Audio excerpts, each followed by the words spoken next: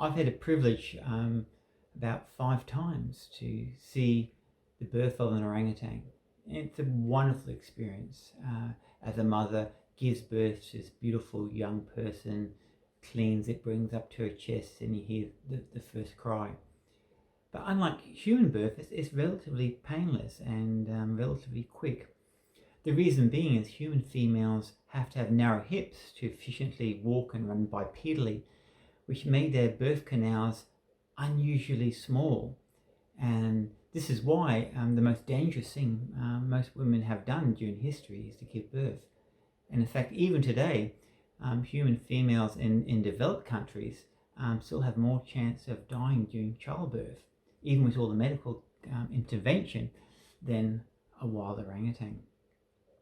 And interesting enough, this is why it's very different with mate selection for male orangutans. Mate selecting females have very different strategies to human males.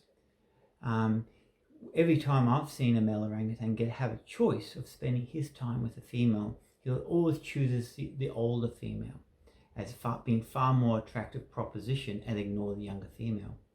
The reason being is she's got the experience and the culture and the knowledge to maximize the survival of the offspring that he would reproduce with her. Whether, as you traditionally would know, that the successful man always goes out seemingly to get a trophy bride, some young girl half his age.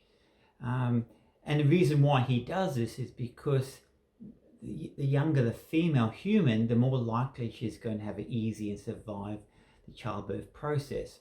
And she may not be the experienced as an older female in raising the infant successfully, but human females always in a natural state have their grandmothers to support them through this and culturally give the background understanding of child rearing. So he doesn't need to worry about that. He's just looking for the fitness aspect during childbirth, which doesn't really come to play with the male selection of having older females when he's interested in making the best selection possible for his offspring.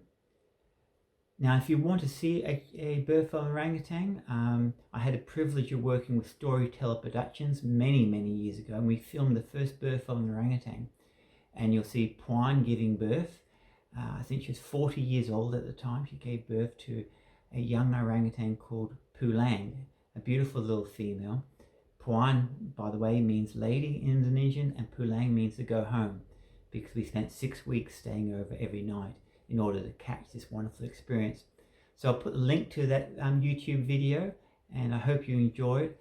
And like me, it helps us bring closer and more better understanding of these wonderful creatures that share our planet, the orangutan.